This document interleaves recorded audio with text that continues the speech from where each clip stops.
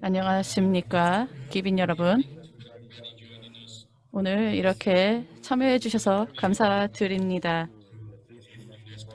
제5차 유네스코 세계 시민교육 지속가능 발전 건강한 삶을 위한 변혁교육 포럼에 오신 것을 환영합니다. 본 세션에서는 교사의 역할이 변혁교육에서 얼마나 중요한지에 대해서 다룰 것입니다.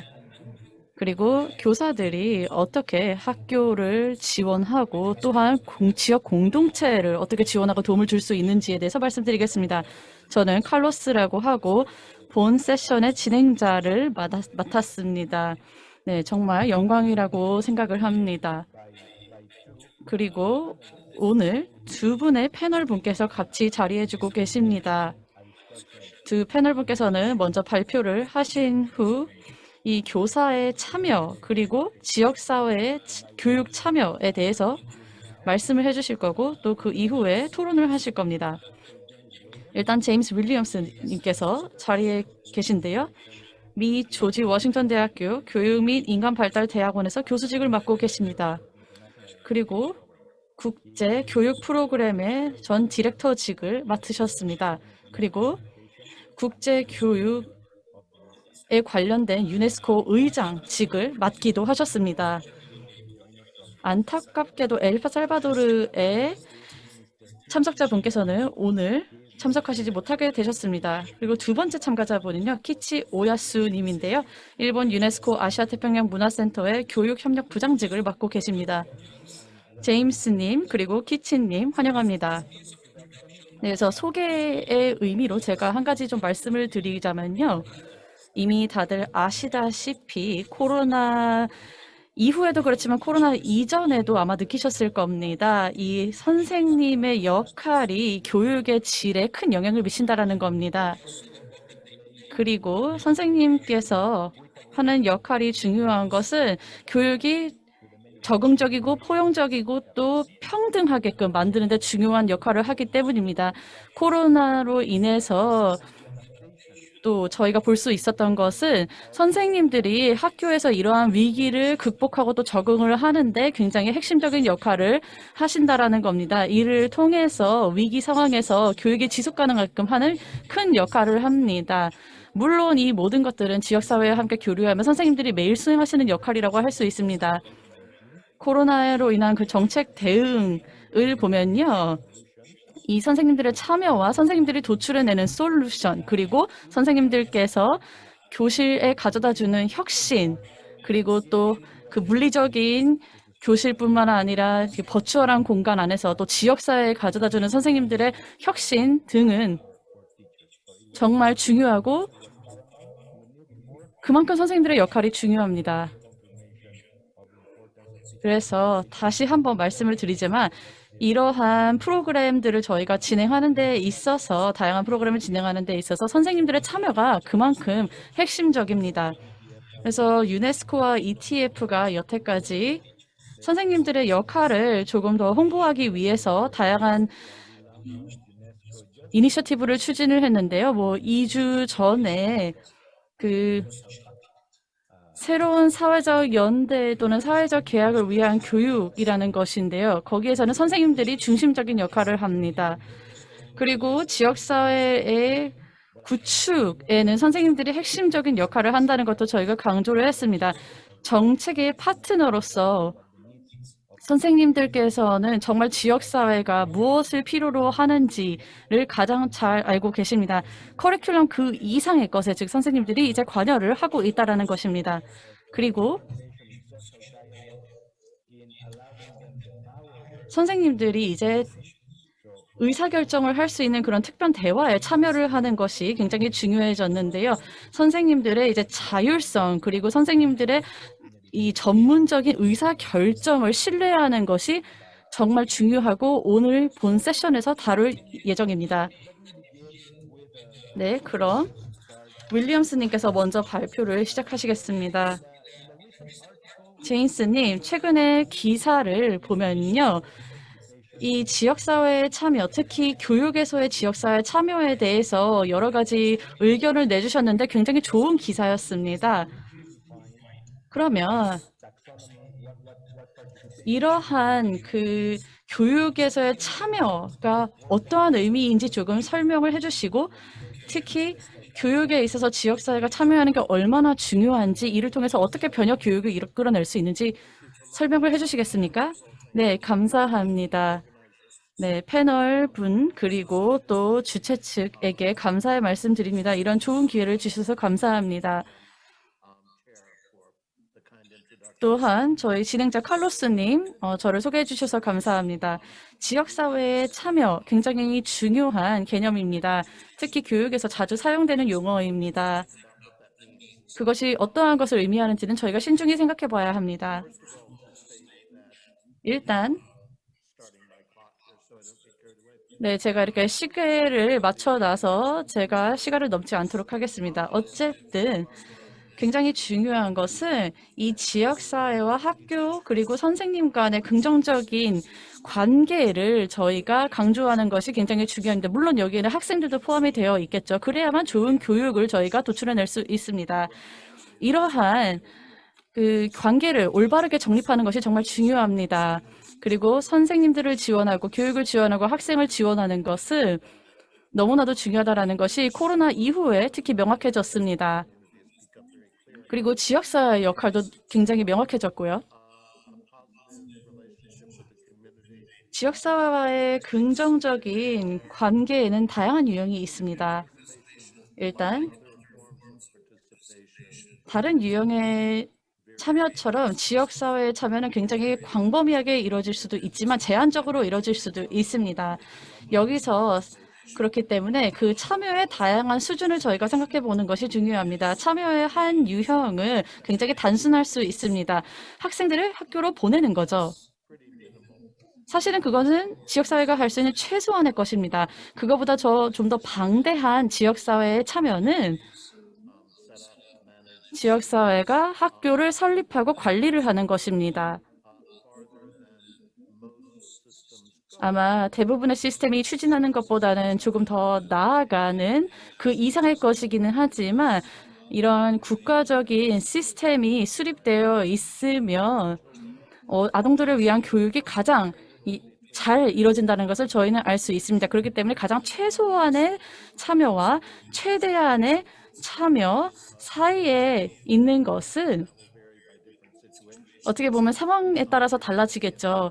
예를 들자면은 부모가 이 아이들을 가르치는 데 참여를 한다든지 아니면 그를 보조 역할을 한다든지요. 아니면은 학부모가 선생님과 함께 공동의 뭔가 역할을 한다든지요. 팬데믹 이후에 특히 이러한 것의 중요성이 굉장히 명확해졌습니다. 그리고 지역사회와 부모들이 아이들이 학교에 가서 잘 배울 수 있도록 준비를 시켜주는 건데요. 예를 들자면은 올바른 음식을 제공한다든지 그리고 집에서 이런 정신적인 지지를 해주면서 학교에서 잘 적응할 수 있게끔 해주는 것입니다. 그리고 또한 지역사회가 할 수 있는 것은 학교를 다양한 측면에서 관리를 하는 것입니다.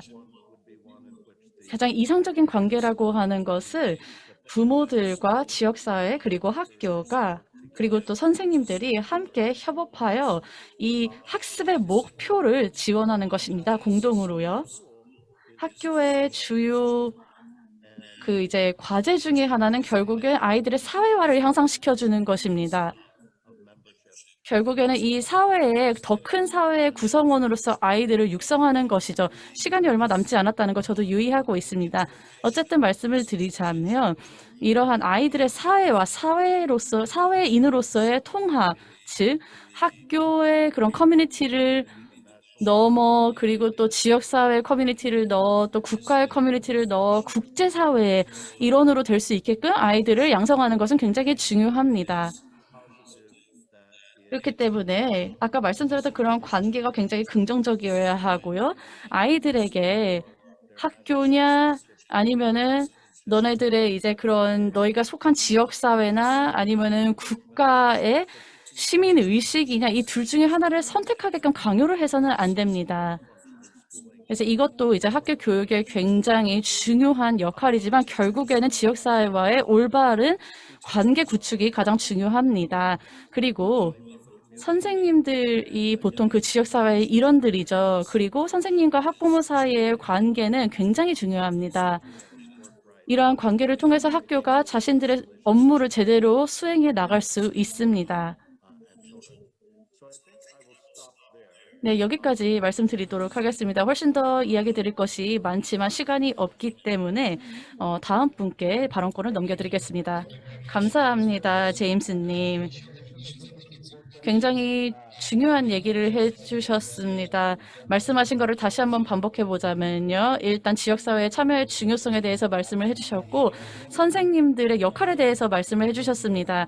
그래서 그냥 학교 그런 이제 학업적인 능력을 아이들에게 길러주는 것뿐만이 아니라 그 이상으로 나아가서 아이들의 사회화 능력을 길러줘야 한다라는 말씀을 해주셨습니다. 그래서 국가 내 그러니까 지역 사회와 국가 내의 정체성뿐만이 아니라 세계 시민으로서의 자신들의 정체성을 구축하는 데 도와줘야 된다고 말씀을 하셨고요. 이것이야말로 학교가 가지고 있는 책임이지만 그러한 올바른 관계 구축 없이는 이런 것이 실현될 수 없다고 말씀하셨습니다. 네, 이제 오야수 박사님으로 넘어가도록 하겠습니다. 이제 오야수 박사님께서 사회 지역 참여라는 것이 이제 더욱더 지속 가능한 교육 또 포용적인 사회를 증진하는데 어떻게 도움이 될 수 있는지 말씀해 주시길 바랍니다. 네, 감사합니다. 저는 PPT를 준비했는데요. 저는 지역사회 발달을 위해 몇 년 동안 종사를 했기 때문에 저는 학교가 ESG를 일본에서 어떻게 추진하는지에 대해서 말씀드리도록 하겠습니다. 첫 번째 슬라이드를 보도록 하겠습니다. 학교 교육에 있어서 그리고 지역사회의 학습이라는 거에 대해서 말씀드리도록 하겠는데요. 이제 지역적인 문제점 그리고 지역의 맥락을 갖고 교육을 어떻게 실행할 수 있는지를 살펴보도록 하겠습니다. 다양한 환경에서 저희는 교육 콘텐츠도 굉장히 다양해야만 한다고 생각합니다. 즉, 저희 일상생활의 콘텐츠가 의미하다고 하면 그러면은 굉장히 효과적으로 토론을 하고 그리고 더욱더 효과적인 정책을 추진해 나갈 수 있다고 생각합니다. 지역사회 기반 학습이라는 것은 또한 실천을 통해서 배움을 할 수 있습니다. 특히 지역 관계자들과 협력을 통해서 이러한 배움, 학습이 가능해집니다. 이러한 종류의 학습은 교실 또는 학교에서는 굉장히 어렵습니다. 그렇기 때문에 지역 관계자들과 이해관계자들과의 협력이 중요합니다. 그리고 세 번째 중요한 점은 바로 지역의 NGO 또는 지자체와 함께 일을 해야만 이 균형이 가능하다는 것입니다. 이 방식을 통해서 학생들은 지식도 축적하고 사회적, 정서적 능력을 갖출 수 있습니다. 그렇기 때문에 이 메타인지 능력을 개발하기 위해서 주변 주민들 또 지자체와 함께 협업을 해야 합니다. 슬라이드에 사진을 보실 수 있는데요. 케센누마시의 예시입니다. 북부 지역에 있는 도시인데 10년 전에 강력한 지진과 쓰나미로 많은 피해를 본 지역입니다. 이 지역에서 생물 다양성, 어업, 그리고 지역 문화 관련해서 학생들에게 많은 교육을 시킬 수 있었습니다. 또한 재난 위험 경감 그리고 환경 문제에 대해서도 배울 수 있는 기회이기도 하였습니다. 저희는 선생님들에게 모든 것을 다 해달라고 할 수는 없습니다. 사회의 문제들은 굉장히 복잡하고 한 명의 선생님께서는 모든 걸 다 알 수는 없습니다. 그렇기 때문에 지역 이해관계자들과 함께 협업을 할 수밖에 없습니다. 이 게센노마시 같은 경우 어, 탐구 기반 학습 프로그램들이 있습니다. 적극적으로 학습하고 그리고 소통하면서 학습하는 프로그램들입니다. 이런 방식을 통해서 선생님들께서도 지역 공동체로부터 많은 것을 배울 수 있습니다. 교실 밖에서 전문가들과 함께 지식을 쌓을 수 있는 것입니다. 즉, 이 지역 사회 전체가 변화에 기여를 하고 더욱더 포용적인 사회를 만들어 나갈 수 있습니다. 감사합니다. 네, 감사합니다. 오야수 교수님, 감사합니다. 말씀해 주신 것 중에 저희가 굉장히 강조해야 된다고 생각하는 것이 있습니다. 그리고 아직 시간이 남았기 때문에 요약을 해보도록 하겠습니다. 이런 행동하면서 배우는 것, 행동하는 학습이라는 것은 특히 이번 포럼의 중요한 주제인 것 같습니다. 특히 예를 들어서 생물 다양성에 대해서 노출이 안 된 상태에서 배운다는 것은 굉장히 어렵다고 생각합니다. 그렇기 때문에 지역 공동체에 참여를 해야만 가능한 것입니다. 즉, 학교 외, 학교 밖에서 지역 공동체, 지역 사회와 함께 배울 수 있는 부분들이 있습니다. 하지만 이 부분에 어려움들도 많이 있을 수도 있습니다. 제임스에게 다시 질문을 하고 싶습니다. 제임스님, 그렇다면 이제 이 지역사회의 그 교육에 대한 참여에 있어서 핵심 도전 과제는 무엇인지, 그리고 선생님, 교장 선생님, 그리고 그 외에 이해 당사자들이 어떻게 하면은 여기에 또 기여를 할 수 있는지에 대해서 말씀해 주시면 감사하겠습니다. 네, 굉장히 흥미로운 질문과 주제를 던져주셨습니다. 감사합니다. 공동체 기반의 학습이란 또는 지역사회 기반 학습이란 정말 학습의 중요한 자원 또는 원천이라고 할 수 있습니다.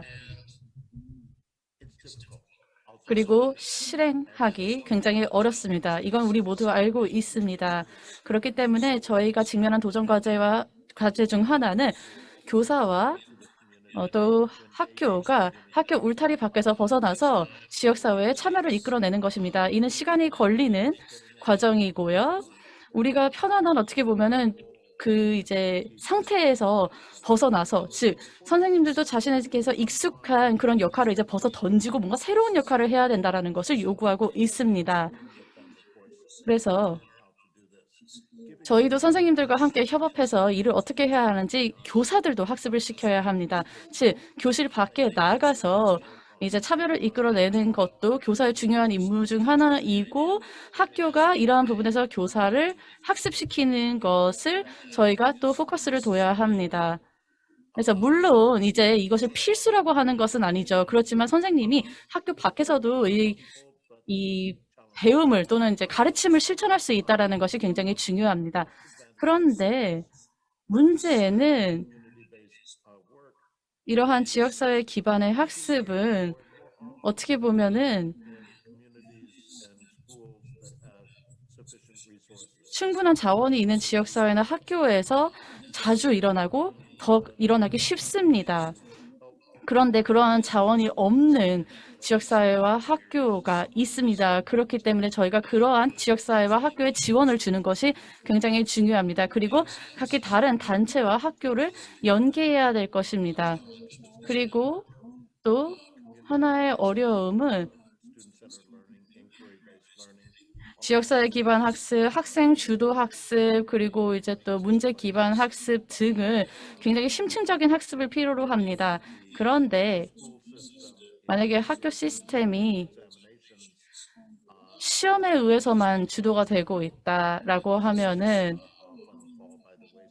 문제가 너무나도 커지겠죠. 그렇기 때문에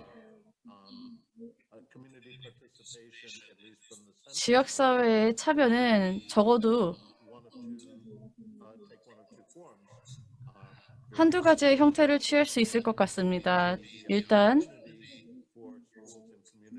학교와 지역사회가 좀 더 긴밀하게 협업을 하는 것이 중요하잖아요.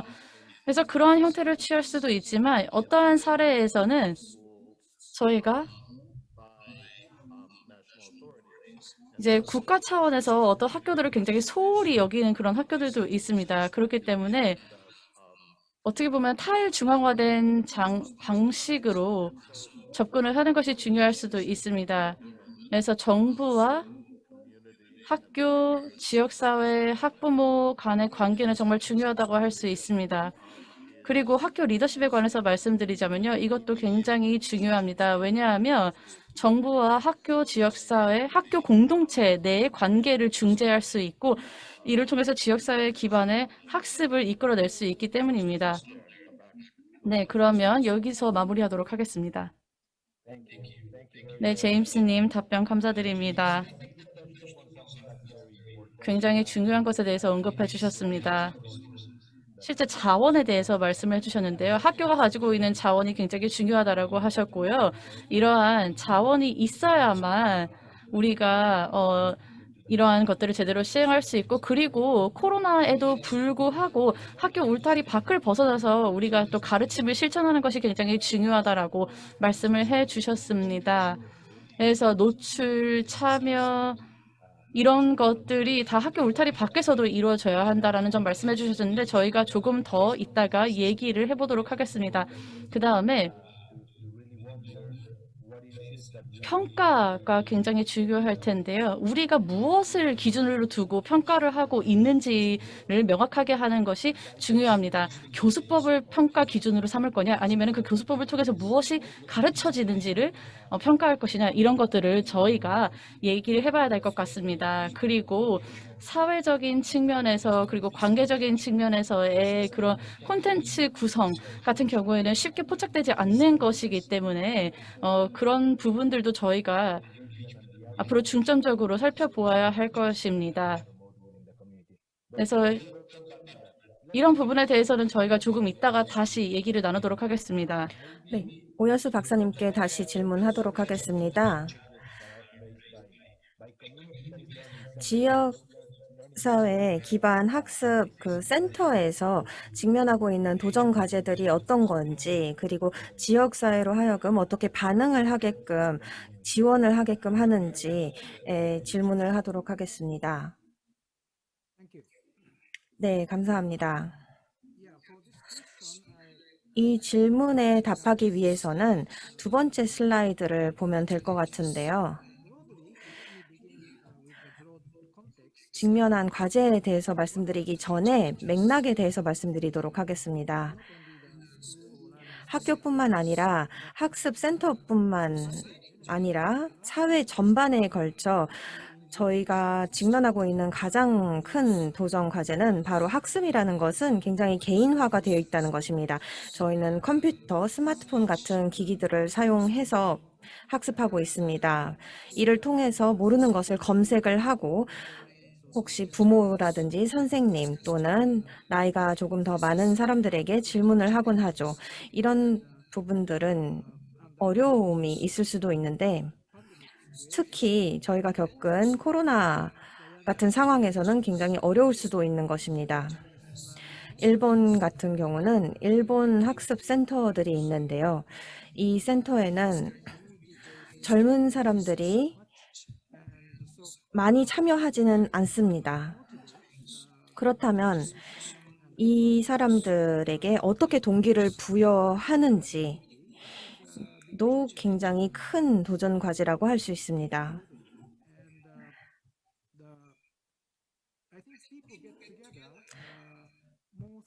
제가 생각하기에는 사람들이 모이게끔 하려면 사실 NPO 비영리 단체를 통해서 같은 관심사를 갖고 모이는 것 같습니다.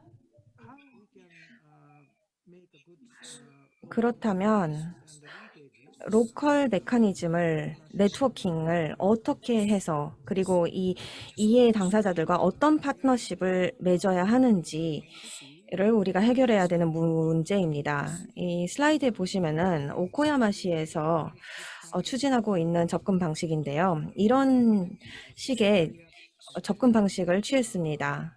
지자체는 학교, 대학교, 지역단체, 비영리 단체, 기업, 언론 등을 참여시켰습니다. 48 멤버부터 시작해 지금은 100이 넘습니다. 이러한 발전해 나가는 네트워크는 굉장히 중요합니다. 그리고 오코야마시 같은 경우는 지자체에서 이 역할을 추진했습니다. 그렇기 때문에 이 각각의 참여 기관들은 이 비서국을 할 필요가 없는 것입니다. 오코야마시에서 자처해서 해주었습니다. 그렇기 때문에 이런 종류의 도전 과제를 우리는 직면하고 있는 것 같습니다. 이런 네트워크 메커니즘이 있다 하더라도 사실 이 이해 당사자 간의 힘 균형 문제도 있습니다. 종종 발생하는 경우가 있는데요. 어떤 네트워크에는 한 개의 단체 또는 기관이 너무 힘이 많다는 것입니다. 그리고 그런 경우에는 그 기관이나 단체를 따라야 되는 것입니다. 제임스님께서 참여 정도, 참여 수준에 대해서 말씀해 주셨는데 어떤 취약 단체도 있다고 말씀해 주셨습니다. 그렇다면은 이 네트워크에서 어떻게 힘을 균일하게 균형을 맞출 수 있는지에 대해 고민을 해야 합니다. 저희는 민간 파트너십에 대해서도 종종 얘기를 하는데 이 부분에 있어서도 이 파트너십도 힘의 불균형이 어느 정도 있다고 볼 수 있습니다. 저희가 역량 강화에 대해서 얘기를 할 때 보면 사실상 취약계층의 역량 강화를 생각합니다. 하지만 잊어서는 안 되는 것은 힘을 갖고 있는 사람들의 역량을 줄이는 방법에 대해서도 생각을 해야 합니다. 이를 위해 좋은 해결책을 찾아야 하는 것입니다. 이래야만 함께 협업을 하는 수 있는 것이고 이런 부분에 대해서 저희는 고민해야 합니다. 네, 감사합니다. 기이치님. 제가 생각하기에도 말씀해 주신 부분에 굉장히 동의하는데 학습이라는 것은 개인화되고 있습니다. 교육 시스템을 거버넌스를 통해서뿐만 아니라 아마도 이 포맷인 것 같습니다. 포맷과 자원을 통해서 굉장히 학습이라는 것은 개인화되고 있습니다. 기술에 대한 얘기도 해주셨는데요. 또한 제임스도 평가에 대해서 얘기해 주셨습니다. 평가 제한이 어느 정도 있는 것이죠. 또한 학습이라는 것은 관계에 있어서 이루어져야 되는 것인데 이 지역사회 기반 학습이라는 것은 이를 통해 어느 정도 균형을 맞출 수 있을 것 같습니다. 또한 강조하고 싶은 부분이 하나 더 있는데요. 이 생태계 다이아그램이 굉장히 마음에 들었습니다. 기관과 이해 당사자들 간의 이 다이아그램이 굉장히 중요한 것 같습니다. 왜냐하면 학습이라는 것이 학교에서만 이루어지고 있다는 생각을 종종 할 수도 있는데 이 다이아그램은 그것이 아니라는 것을 보여주고 있습니다. 즉 평생 학습이라는 것도 굉장히 중요합니다. 학교에서뿐만 아니라 다른 곳에서도 예를 들어서 여기서 대학교를 얘기해 주셨고 또한 기업도 있습니다. 성당이 될 수도 있고 박물관이 될 수도 있습니다. 이런 학습 공간, 학습 환경이라는 것은 굉장히 중요하고 그리고 한 개인이 지역사회와 참여를 하면서 배워나갈 수 있는 것입니다. 네, 저희가 그러면 코로나로부터 얻은 교훈에 대해서 얘기를 해보도록 하겠습니다. 굉장히 많은 혁신이 이루어졌죠, 코로나 이후에. 네. 그리고 지금 현재 제가 루안다의 키갈리에서 지금 연결을 하고 있는데요. 여기에서 지금 교육을 위한 국제교사 태스크포스가 열릴 예정입니다. 그래서 해당 행사에 대한 링크를 저희가 채팅창에 올릴 테니까 한번 확인해 보시고요. 키갈리에서 목요일, 금요일에 걸쳐서 열릴 예정입니다. 여러분들의 참여 부탁드립니다. 이 정보를 여러분들과 공유하는 이유는요. 그 포럼의 주제가 혁신이기 때문입니다. 그리고 이 혁신이라는 것을 코로나로 인해 저희가 명확하게 볼 수 있었던 것이었습니다. 선생님들이 자신의 창의성, 재능 등을 활용해서 온라인 형식의 교육에 적응을 해 나아가고 또 다양한 학습법을 고안해내는 것을 저희가 볼 수 있었습니다. 그래서 팬데믹은 결국 선생님들이 자신들의 어떻게 보면은 영역 밖에서 더 활동을 해서 이러한 이 가르침을 실행해 나갈 수 있다라는 점을 알 수 있었고요. 이러한 주도성을 어떻게 보면 선생님들의 주체성을 보통 학교에서 이렇게 주어지는 것이 아니었기 때문에 그것 또한 교육 내에서 이루어진 혁신이었습니다. 그리고 이 코로나에 대한 교육적 대응은 결국 선생님들로부터 가장 최선의 대응책이 나왔습니다. 뿐만 아니라 지역사회와 학부모들로부터 오기도 했고요. 그럼 제이슨님께 다시 넘어가도록 하겠습니다. 저희가 코로나로부터 얻은 교훈이 있다면 그것이 무엇이고 그것을 저희가 시스템에 어떻게 적용을 시킬 수 있는지에 대해서 말씀해 주시면 감사하겠습니다. 그리고 또 지역사회의 참여와 지원을 더욱 강화하기 위해 어떠한 조치들을 취할 수 있는지에 대해서 말씀해 주시면 감사하겠습니다. 네, 질문 감사드립니다. 굉장히 흥미로운 코멘트 해주셨습니다. 저희가 시간이 그리고 또 남으면 아까 전에 하다 못한 얘기들을 다시 좀 할 수 있었으면 좋겠는데요. 어쨌든 말씀하신 것을 들어보니까 저에게 생각이 난 게 이 지역사회의 참여라는 것이 결국 우리의 생태계를 강화시키고 있구나라는 것입니다. 아까 말씀을 하셨죠. 그리고 학교와 지역사회의 연계를 강화하고 더 큰 시스템과의 연계를 강화하는 것이 중요하다라는 점도 말씀을 해주셨습니다. 학교는 때로 고립된 상태에 있습니다. 그렇기 때문에 학교와 그 외의 다른 것들 간의 연계를 강화시켜서 이 생태계를 강화해야 된다는 것은 점점 더 명확해지고 있습니다. 이러한 연계가 이 시스템 내의 다양한 부분에 이루어져야 한다는 점은 코로나를 통해서 더욱 분명하게 알 수 있었습니다. 다양한 파트너들이 합심해야 이 교육에 더 큰 효과를 가져올 수 있을 것입니다. 그리고 지역사회의 역할을 좀 더 광범위한 차원에서 이해를 하자면 아까 말씀드렸던 그 생태계를 구축하는 것입니다. 코로나로 인해서 명확해진 것은 학부모와 지역사회가 교육의 핵심적인 역할을 한다는 것입니다. 그리고 상황에 따라 달라지겠지만 이 학교가 가지고 있는 자원 그리고 시스템이 가지고 있는 자원을 또 중요하지만 학교가 고립되어 있는 시기에는 학부모가 또 핵심적인 역할을 하고 자원을 제공할 수 있다는 것입니다. 그래서 학부모의 역할을 강조해야겠습니다. 학생들이 읽는 것을 배우고 또한 배운 내용을 적용하고 또 그를 의미화하는 것에 있어서 부모의 역할이 중요하다는 것을 우리 이미 알고 있습니다. 그런데 이제는 학부모들을 공동 교사로서 저희가 인식을 해야 될 것입니다. 그래야만 저희가 학생들을 더 나은 방식으로 가르칠 수 있을 것입니다. 그리고 또한 이런 지원, 특히 학습에 대한 지원을 위한 생태계를 구축하는 것이 굉장히 중요한데요. 여기에는 다양한 구성 요소가 포함되어 있겠죠. 그리고 저희가 배운 세 번째 교훈은 아마도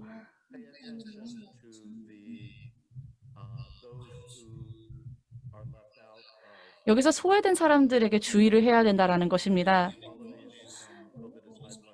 코로나로 인해서 불평등이 심화되었습니다. 전 세계적으로요. 그리고 우리 모든 시스템에서도 불평등이 심화되었습니다. 그래서 이러한 문제를 해소해야 될 텐데요. 이미 여건이 좋은 학교라든지 아니면 지역사회 같은 경우에는 어떻게 해서든지 일을 헤쳐나가겠죠. 하지만 이러한 위기 상황 속에서 그다지 상황이 또 여건이 좋지 않은 학교와 지역사회 같은 경우에는 그만한 역량을 충분히 갖추지 못하고 있습니다. 그렇기 때문에 이런 소외된 사람들 또는 여건이 좋지 않은 학교와 지역사회를 돕는 것이 굉장히 중요하다고 생각을 합니다. 제가 말씀하신 아까 한 두세 개만 말씀해달라고 요청하셨는데 제가 좀 더 말씀드리자면요. 우리가 선생님들 또한 혁신을 가져올 수 있다는 점을 인식해야 된다는 것이 중요합니다. 그리고서 선생님들로 하여금 다양한 것들을 상상하고 개발하여 이러한 혁신을 더 광범위하게 실현해 나갈 수 있는 것이야말로 정말 중요하고요. 이를 기반으로 이에 대해서는 뭐 예를 들어서 이제 지역사회와의 연계를 통해서라든지 뭐 이런 식으로 저희가 선생님들의 이런 창의적인 역할을 더욱더 증진시킬 수 있을 것 같습니다. 네, 제임스님 코멘트 감사드립니다. 굉장히 중요한 부분 얘기해 주셨습니다. 그리고 불평등의 문제에 대해서는 저희가 조금 이따가 좀 더 구체적으로 얘기를 나눴으면 좋겠는데요. 우리가 교실에서 하고 있는 어떠한 것들이 지금 배타적으로 이루어지고 있는지에 대해서 한번 살펴보고 그로 인해서 소외된 지역사회가 있다는 것을 파악하는 것도 좀 중요하다고 생각합니다. 물론 코로나로 인해서 이것이 악화되기도 했지만요. 한편으로는 이러한 굉장히 ICT, 즉 이제 인터넷이라든지 기술을 활용하는 그런 학습법 또는 교수법으로서의 빠른 전환이 이루어졌지만 인터넷에 대한 접근이 다소 없는 사람들 또는 이제 지역사회 학교 같은 경우는 그러지 못했기 때문에 소외 계층이 발생할 수밖에 없었습니다. 그렇기 때문에 저희가 그리고 또 어떠한 가르침을 제공하느냐도 중요하지만 그 안에 콘텐츠가 또 정말 중요할 것입니다. 그리고 이 콘텐츠 때문에 사회적 편견이라든지 이런 것들이 생겨날 수 있기 때문에 그 콘텐츠를 저희가 잘 살펴보아야만 지역사회의 변화를 이끌어낼 수 있을 것입니다. 네, 오야스 박사님께 다시 질문을 하고 싶습니다. 혹시 형식, 비형식, 그리고 무형식 교육 관계를 강화하기 위한 권장사항이 있을까요? 아시다시피 이제 SDG 4번의 목표이기도 한데요.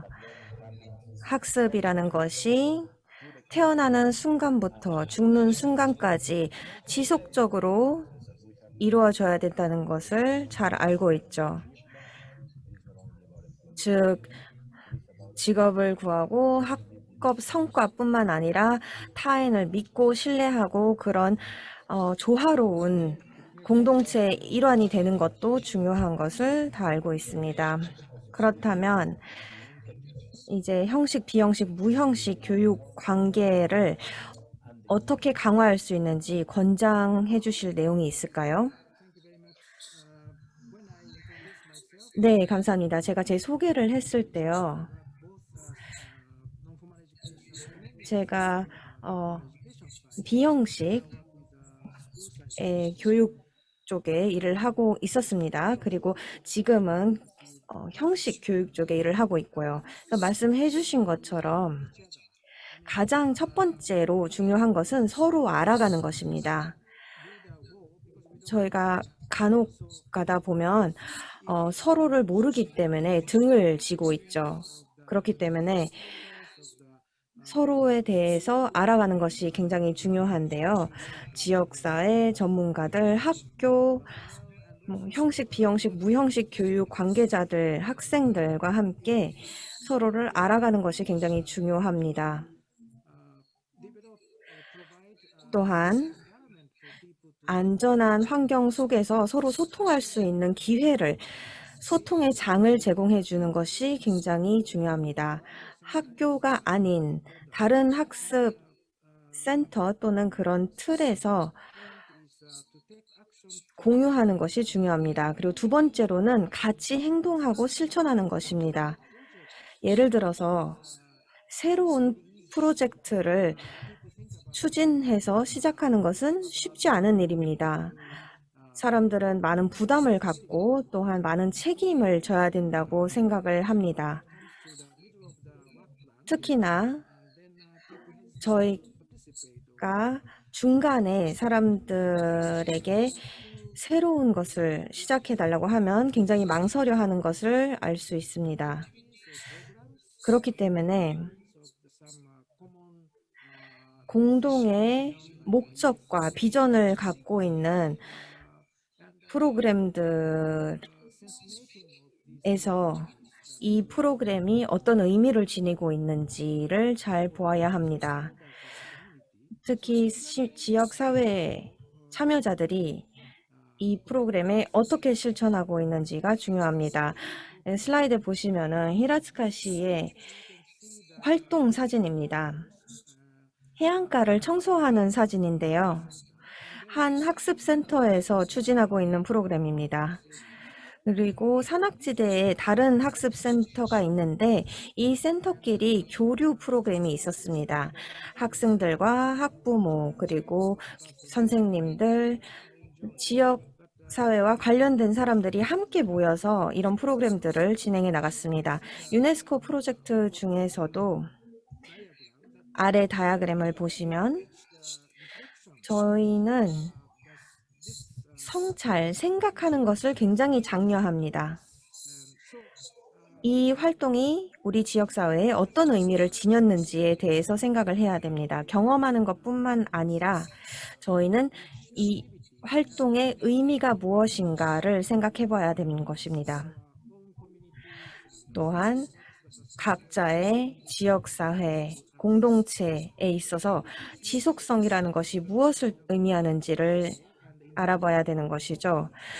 각 지역사회는 다른 방식으로 해석할 수도 있는 것이기 때문입니다. 그렇기 때문에 이런 방식을 통해서 형식, 비형식, 무형식 교육 간에 협업을 할 수 있는 것입니다. 제가 강조하고 싶은 것은 선생님들 또한 공동체의 일원입니다. 구성원입니다.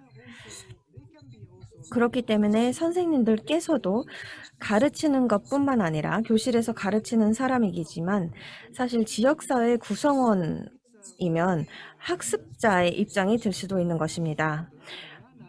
좌장님께서 평생 학습에 대해서 말씀해 주셨는데 모든 사람들은 다양한 기회를 통해서 학습할 수 있는 것입니다.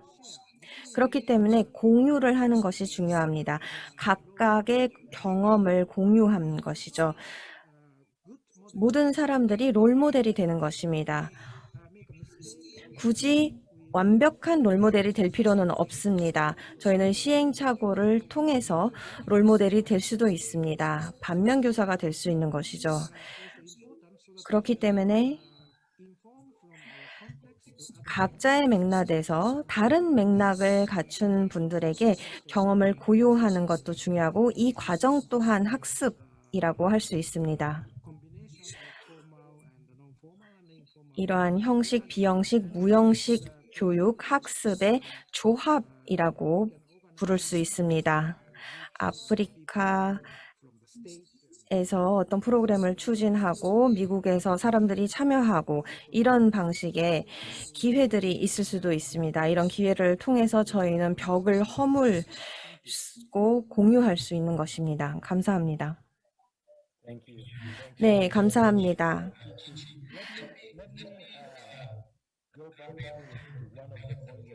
말씀해 주신 것 중에 한 가지를 짚고 가고 싶은데요. 특히 지속 가능 개발을 위한 교육, 그리고 세계 시민권을 위한 교육, 비판적 사고를 위한 교육에 대해서 얘기를 해주셨는데 이런 내용들은 교과 과정에 포함이 안 되어 있는 경우도 있습니다. 물론 기후변화라는 것은 생물학에 포함이 될 수도 있는데 사실상 일상적으로 사람들이 갖고 있는 습관 또는 이 환경에 대한 문제 인식은 학교에서 굳이 안 배울 수도 있는 것입니다. 특히 이제 지역사회 참여 활동이라는 것은 학교에서 안 배울 수도 있는 것입니다.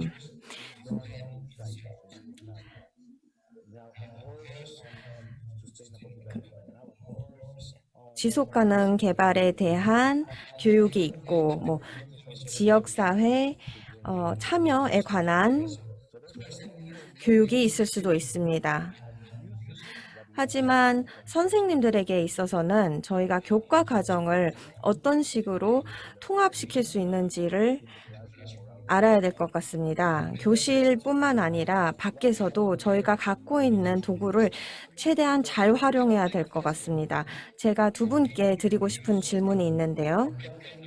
여러분들께서 어떤 교수법이 가능하고 필요한지, 그리고 특히 참여를 증진시키기 위해서, 그리고 지속가능 개발 교육을 위해서 어떤 방식의 교육이 필요할까요?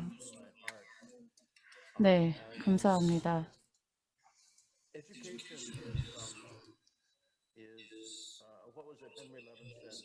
교육이라는 것은 특히 교육에 있어서 계획 수립이라는 것은 결국 희망에 관련된 것이다라고 누가 말씀을 하셨는데요.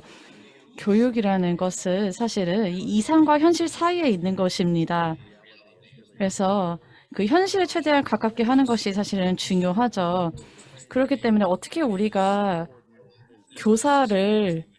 교육을 해야 되는가, 어떠한 교수의 그런 교사 교육을 통해서 교사들로 하여금 자신들의 창의성을 발휘하게끔 할 수 있는가에 대해서 질문을 하셨는데요. 제가 회원으로 있는 그룹이 있습니다. 약간의 홍보를 하자면요. 저희 그룹이 초점을 맞추고 있는 것은 좀 여건이 좋지 않은 교실이나 지역사회에 선생님들이 가지고 있는 아주 몇 개 안 되는 자원 중에 하나는 바로 교과서입니다. 그래서 이 가르침과 또 학습을 증진시키려면 저희가 이 교과서가 결국엔 잘 조직화되어야만 합니다. 그래야만 선생님들의 가르침을 지원할 수 있고 학생들의 학습을 지원할 수 있습니다. 그래서 저희는 이러한 중요한 사회 정서적인 스킬을 또 교과서에다가 포함시키려고 하는 노력을 하고 있습니다. 또한 교사 대상 교육에도 포함시키려고 하고 있고요. 만약에 교과서가 수학과 과학뿐만 아니라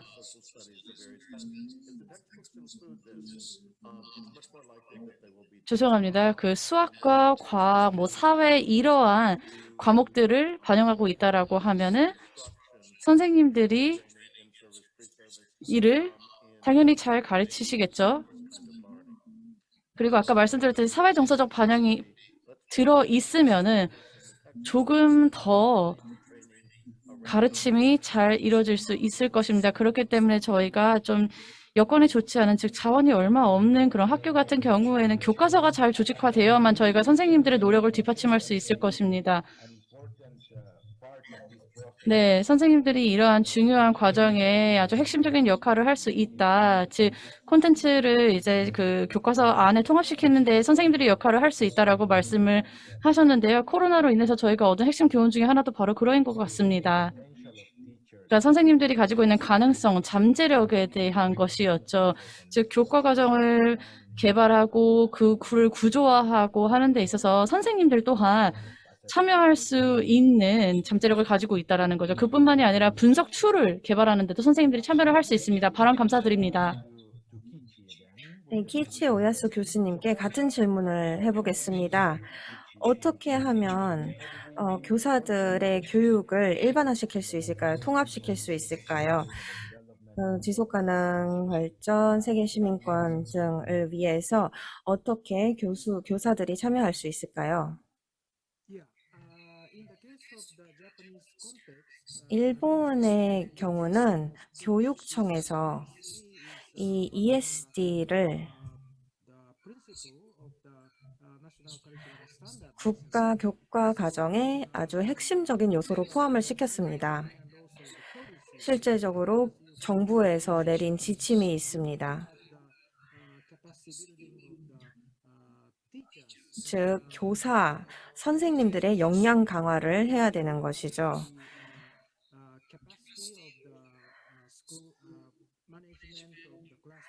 교사 선생님들께서 교실을 관리를 하고 그리고 학생들을 면밀히 살펴봐야 되는 것입니다. 그리고 또한 학교 내에서 학교 간 협력을 하고 또한 지역사회와 협력을 하는 부분도 포함이 되어 있습니다. 이런 지역사회와 연계를 잘 해야 되는 것입니다. 하지만 이런 것들은 교사 교수법 커리큘럼에 포함이 되어 있지는 않습니다. 그렇기 때문에 교사를 양성하는 기관에 교과 과정에 이를 포함시켜야 된다고 생각합니다. 교과 과정뿐만 아니라 훈련에도 포함을 시켜야 됩니다. 그렇기 때문에 이런 격차를 저희가 해소해 나아가야 합니다. 하지만 희소식이 있다면 학교 차원에서 학교 기반 훈련 프로그램이 존재합니다. 그리고 일본에서는 굉장히 인기가 많습니다. 그리고 많은 분야에서 실질적으로 저희가 좋은 롤 모델을 보고 있습니다. 학교 내에서 그리고 학교 밖에서도 많은 교사들이 영감을 받아서 배울 수 있는 것입니다. 예를 들어서 다양한 과목을 조화롭게 통합시켜서 학습하는 법, 그리고 자료도 시각화된 자료를 활용하는 것, 커리큘럼을 통합시키는 것, 이 모든 것도 일종의 다이어그램, 맵, 지도를 통해서 볼 수 있습니다. 어떤 행동을, 어떤 조치가 필요한지를 볼 수 있는 것이죠. 이러한 훈련 기회들이 필수적이고, 그리고 제도적인 차원에서 학교 차원에서도 이런 도입이 필요합니다. 그렇기 때문에 저희는 국가 차원의 정책을 이런 방식으로 시행해야 된다고 생각합니다. 감사합니다. 네, 감사합니다. 제가 아직 몇 분 남았다는 것을 말씀드리고 싶은데, 만약에 질문이 있다면 채트에 적어주시길 바랍니다. 저는 개인적으로 질문이 있는데요. 저희가 지금까지 나눈 대화에 이어서 서로로부터 배우는 것이 굉장히 중요한 것 같습니다. 선생님들도 어떻게 배우고, 그리고 과목 기반 학습으로부터 벗어나 더더욱 이제 참여형으로, 선생님들도 참여형으로 배우고 있다는 것을 볼 수 있었습니다. 특히 지역사회 간, 지역사회 내에서 교류를 통해서 배울 수 있다는 것을 보았죠. 선사님들께서 교실에서 가르치면서 어느 정도 문서 서류가 필요합니다. 이러한 자료를 통해서 공유를 할 수 있고, 다른 선생님들도 아마 굉장히 효과적인 관행에 대해서 배울 수 있는 것입니다. 물론 어렵습니다. 쉬운 일은 아닙니다. 특히 이러한 성찰적인 접근 방식, 그리고 자료를 공유하는 것도 굉장히 어려운 건 알고 있습니다. 특히나 어떤 선생님들이 은퇴함과 함께 이런 자료들이 사라지는 것도 알고 있습니다. 또 특히 유명한 굉장히 지역사회에서 유명한 선생님이 사망하시면 그 유산이 함께 사라지는 것을 굉장히 안타까워하고 있습니다. 그렇다면 어떻게 이 교류, 정체성, 그리고 다양한 관행으로부터 배울 수 있는 것이 제도적 차원이든 또는 학교 차원이든 또는 교수법 프로그램에서 어떤 방식으로 우리가 이러한 교류가 일어날 수 있는지를 알 수 있을까요? 이미 이런 상황이 일어나고 있는지, 어떻게 하면 더더욱 더 서로 배울 수 있는 그런 환경을 조성해서 장려할 수 있는지 궁금합니다. 혹시 답변을 먼저 해주시고 싶으신 분이 계실까요? 먼저 발언해 주실까요?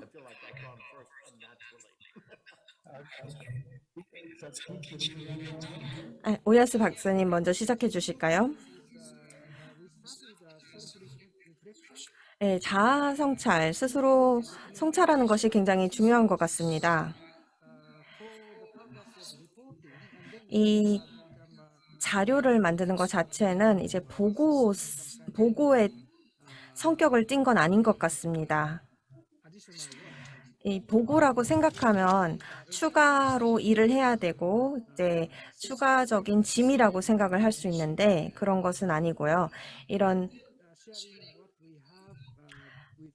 한 선생님들이 다른 선생님들과 함께 공유하는 것은 굉장히 좋은 시작점이라고 생각합니다.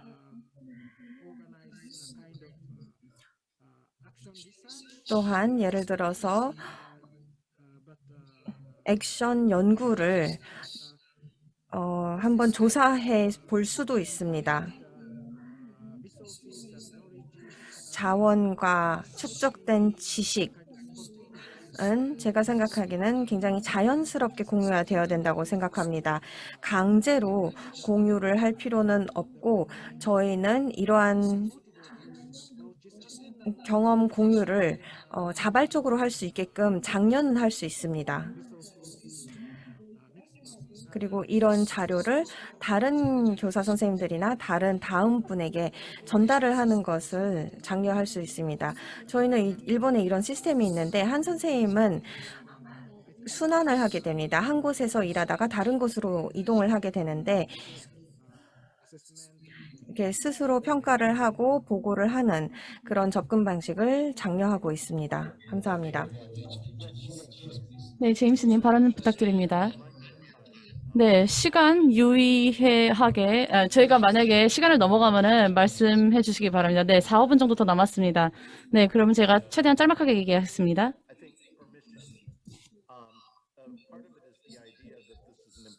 네, 굉장히 중요한 것이죠. 그런데 저희가 허가를 얻는 것이 정말 중요합니다. 허가가 핵심 키워드입니다. 그래서 이 아이디어를 공유하는 것에 대한 허가인 것이죠. 그래서 일단 그것이 첫 번째 조치로서 이루어져야 하고요.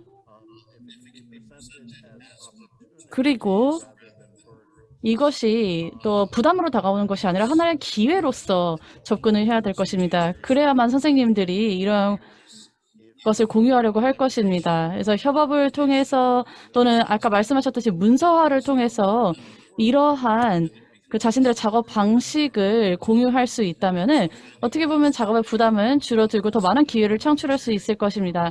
그래서 이러한 형태의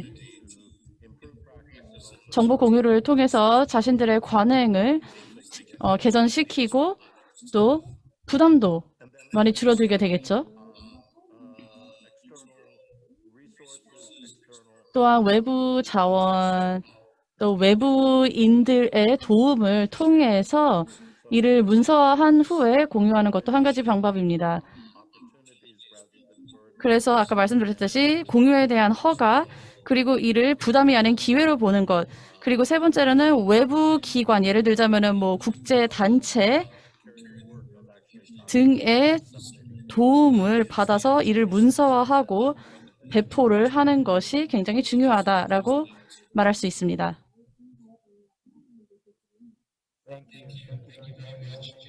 제인스님 감사합니다. 네, 키치님도 감사드립니다. 안타깝게도 시간이 거의 다 되었습니다. 일단 여러분들께 너무나도 감사하다는 말씀을 드립니다. 여러분들과의 대화를 통해서 이 교사들이야말로 정말 핵심 주체다 라는 것을 알 수 있었던 것 같습니다. 좀 더 참여형의 학습, 지역사회 기반의 학습에는 선생님들이 정말 핵심 주체다라는 것을 다시 한번 상기시킬 수 있었고요. 마무리하기 전에